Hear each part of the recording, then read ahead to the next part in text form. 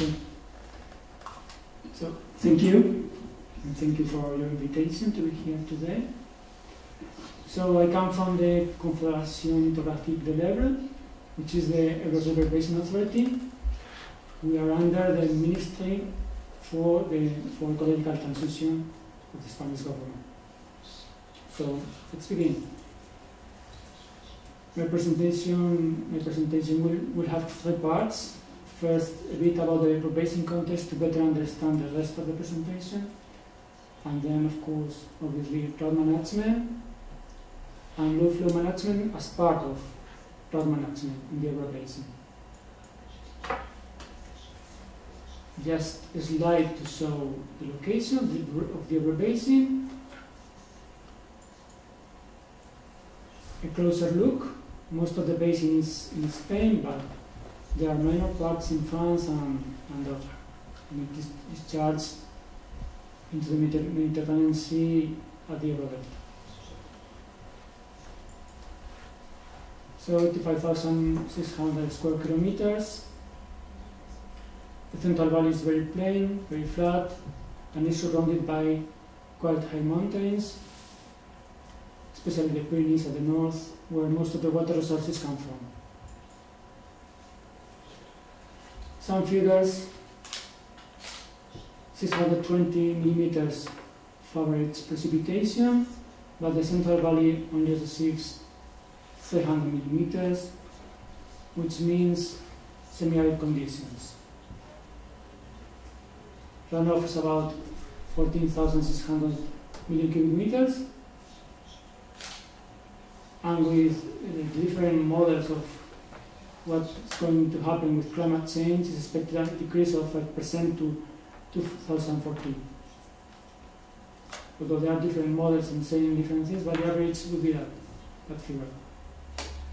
And the discharge, the flow to the Mediterranean Sea is about 9,000 million cubic meters at the Tortosa gauging station, which you can see in the picture. This is the last gauging station. In this figure you can see the different discharge to the water flow to the Mediterranean Sea at that station, the Tortosa gauging station. You can see the irregularity, the difference between different years, with a minimum in almost 4,000 million cubic meters and the maximum 18,000. You don't see in the picture the year 2016, 2017. It was the last dry year, the last drought year. We will pay attention to that later on. And also to 2011-12, that was the minimum flow of the last 30-something years. We use the statistics from 1980 in our water balance, since the previous period was wetter. So we are using the worst case scenario in our water balance, in the basin. Another kind of figures, paying attention to economics and water usage. 3 million inhabitants. It means that it's an area low populated in comparison to Spanish standards and European standards. And more than 80% of the yearly water demand is for irrigation. 750,000 hectares of irrigated land, almost 5,000 million cubic meters of water consumption, water evapotranspiration, because of irrigation. And also it's good to take into account that to use the water to diminish the irregularity, there are 129 reservoirs, dams, over 1 million cubic meters each, there are multi-purpose dams, not only for irrigation, but for hydropower and for urban water supply. 55 of them are owned by our public body, are state-built and managed by ourselves. And the other are all mostly hydropower, but there are also some other small dams that are managed directly by users, by irrigators or other kind of users. The total storage capacity of all this infrastructure is about 8,000 million cubic meters. So, let's start with the core of the presentation. How is drought managed in the Ebro Basin? I would say that there are, for one side, technical tools, focus mostly introducing vulnerability, which is water infrastructure, not only water storage, but other kind of infrastructure to connect, to abstract, to divert, and so on. There's also increasing efficiency in urban water supplies, with a lot of investment in diminishing leakages. So we are now consuming less water than previous years. And there's also a lot of work done and a lot of work to be done in irrigation efficiency, where now more than 50% of the irrigated land use efficient irrigation, sparkling irrigation, and drip irrigation. And also real-time monitoring is another device, another tool that provides a good way of managing drought. Of course, there are still a lot of work to do to have all irrigated meter, and especially in real time. So those were technical tools, but then governance tools. On our side, there is an important role of what we call collective users, communities of users. They come from the origin of them are the Middle Ages, where it's a way of traditionally use water, especially for irrigation, but mainly for irrigation. And these communities of users are a kind of private and public corporations. So they can enforce to the members of the communities of users rules and the way they have to irrigate and how they sell the water. I mean, we as the Basin Authority give them an amount of water depending on the year, and they decide among themselves, start ruling how they sell that water among themselves, and they establish rules to be complied with by every one of them. So that's a way to reduce conflicts between users. Of course, we as the Basin Authority are a governance tool to manage water is one of our tasks. We are capable of taking decisions for the basin across regional boundaries. This is not only good for drought, it's only good for floods. Specialist works fine in extreme events, but only in ordinary conditions it works. It's good for managing and taking the decision. And with participation of different regions, local authorities, and the users in the decision making. Whenever there is a drought, it is established a drought committee formed by the Irrigation Authority and government agencies and regional authorities and civil society and users that take decisions concerning drought management. Well, the water management plan, which would be the SDAS, like your SDAS, includes measures to achieve good water status, but is where are set established ecological flows. There's a regime of ecological flows that has to be complied with by all the users and are key, especially in drought situations. This water management plan also includes measures to meet water demands in the long term, taking into account water resources we are going to have, the different new irrigation schemes, and so on. And of course, the drought plan that was the first one was in 2007 and has been now updated.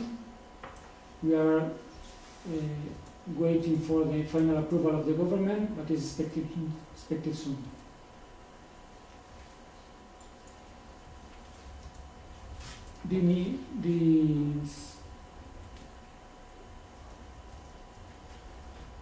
The drought plan establishes two types of droughts in order to monitor the drought and taking decisions.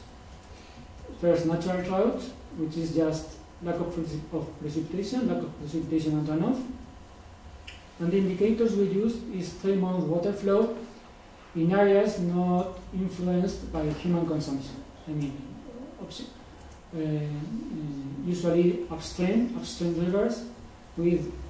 There we meter with our gauging stations. We meter water flow to just be an indicator of natural drought, with two scenarios depending on the thresholds that are established, drought or no drought. And then we use another type, which is what we call temporary scarcity, which is a temporary reduction of available water resources, temporary different to permanent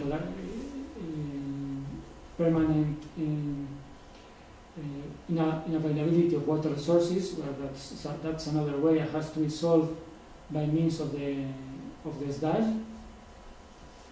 And this temporary reduction of available water resources has as indicators water storage in reservoirs mainly, but also takes into account snow packets in the Pyrenees mainly, groundwater levels and water flow in some cases, with 4 scenarios: normality, pre-alert, alert, and emergency. That's the case in one of the basins of the evolution of the natural drought index based on those 3-month natural flows. The index is standardized between 0 to 1 in order to make comparable with the different sub-basins of the river basin, and with the different basins in Spain. All use the same standardized procedure in order to compare all the river basins. And this will be the scarcity index of the same sub-basin. Has some differences. Of course, normally there is a connection between natural drought and temporary scarcity, but in some sub-basin can be otherwise. I mean, or can have a delay in the appearance, and we have sub-basin where the reservoirs provide resources for several years, for 2 years, so you can have a natural drought in 1 year, but your reservoirs be full because the previous year was very wet. And the drought plan establishes measures to be activated in accordance to the drought scenarios. In case of natural drought, it's possible to establish reduction in the ecological flows that were set in the SDAS. In the case that you are not affecting natural protected areas, so this is that makes that measure not very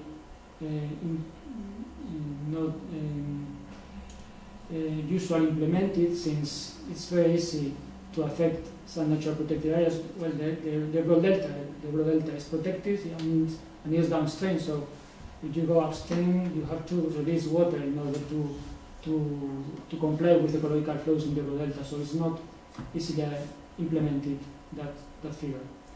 and it's connected to this natural trout, or at least is what our regulation has tried to connect this natural trout with the temporary deterioration of water status that is allowed according to the waterfront water directive.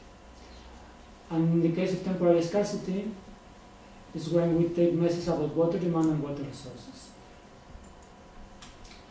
Sorry, this slide is not translated, but these are the kind of temporary scarcity measures in one of the basins, in the Guadalupe sub-basin, one of the sub-basin of our river basin, river basin.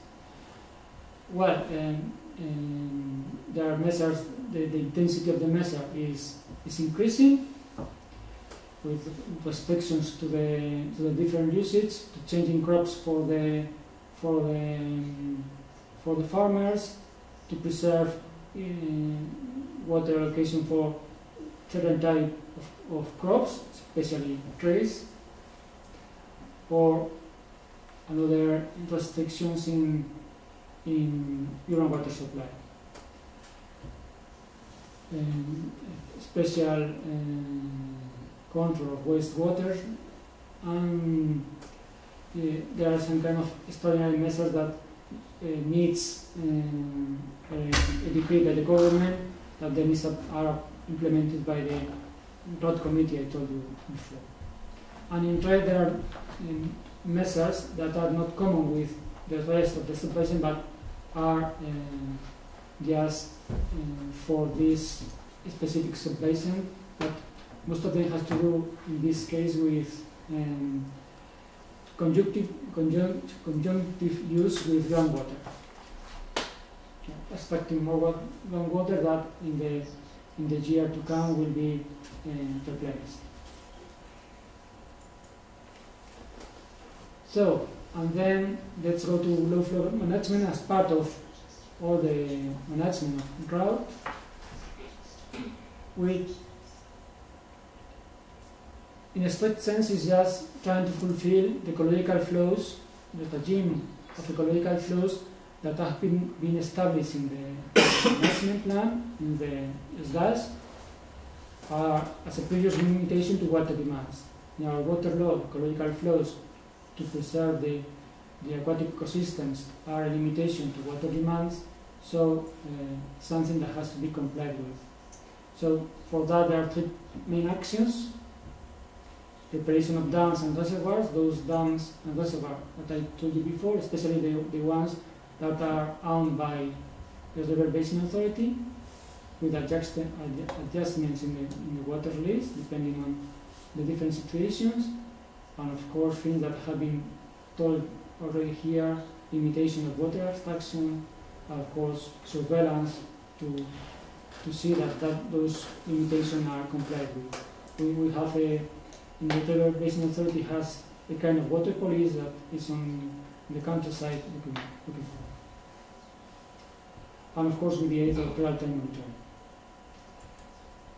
So just some examples in two critical sites in our basin. One is Zaragoza, which is in the middle, is the biggest town in the basin, and is more or less half of the basin, the river basin.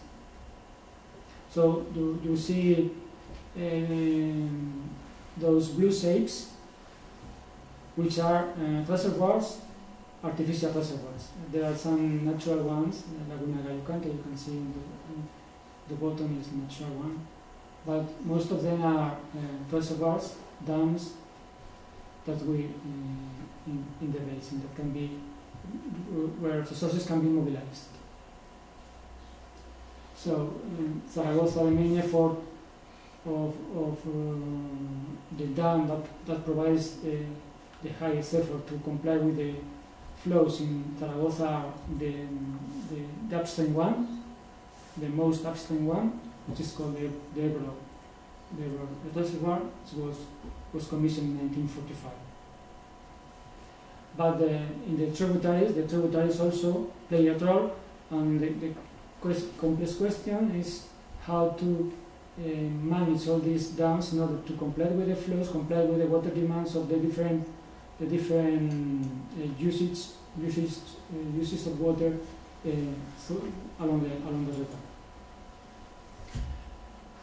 This is a graph of the daily water flow of the year 2016-17, starting from October to September, hydrological year. So the summer is on the right.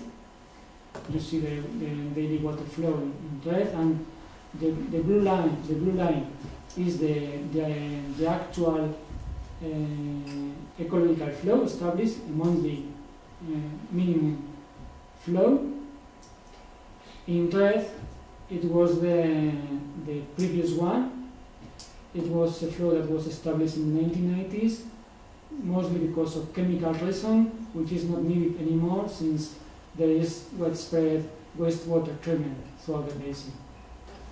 So now we have to comply with the blue line, but still the green line, which is 30 cubic meters per second, still is a landmark. If you, for instance, pay attention to June, where there is a decrease on the water flow, you see how this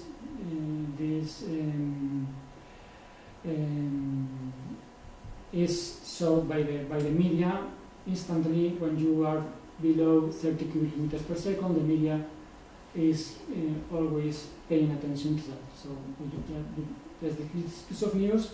In June, you didn't comply with the flow, and then you have that news. Water flows below 30 cubic meters per second, and with pictures and so on, and always the pictures is as ugly as possible. And well, this is the real-time monitoring system. So you can, it's in the website, so everybody can see it, can check anytime the journals or whatever is open to everybody.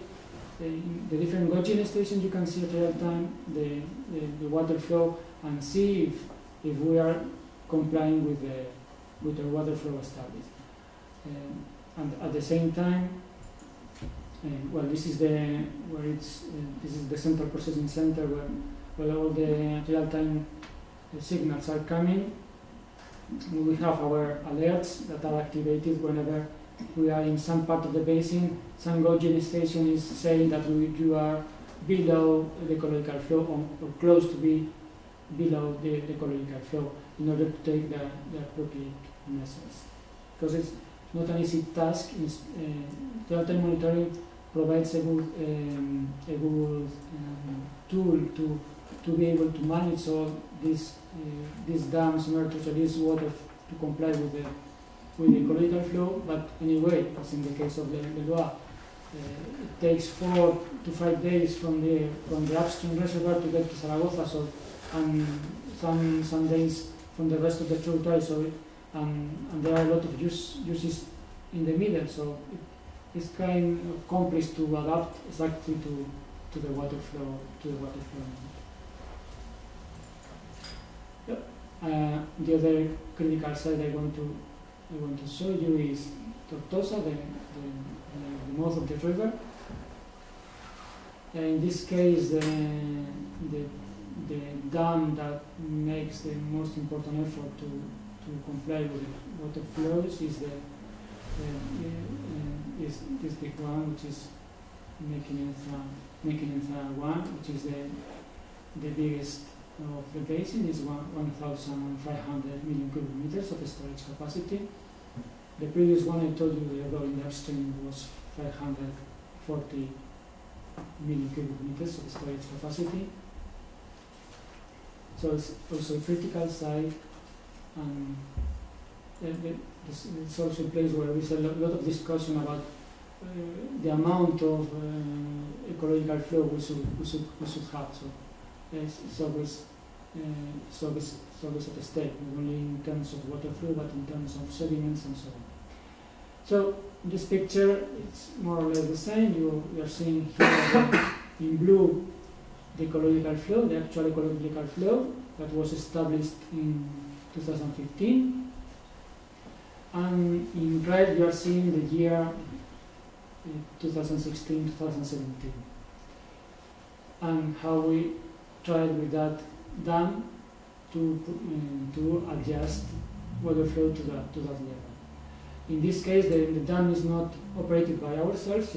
It's a hydropower dam, but anyway, you have to comply with the water flow. Yeah, you can see below in the background there are the different years, just to show the different, the last years, how the daily flows were. And you can see a line of dots that is below the February to April ecological flow, which is that figure, but that's because this 2011-12, that was a very dry year, but in that case the 2015 ecological regime was not in place. It was in place the black line that was just a continuous 100 cubic meters flow.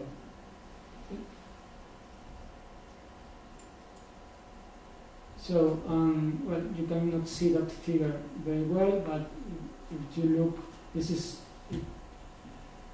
daily water flow also, but from 1957-1958, before the dams that are at the downstream part of the river that were built in 1967.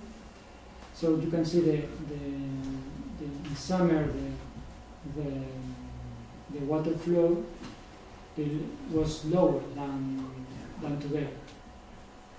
So the possibility of manage with those dams provides the capability to be able to increase the summer flow.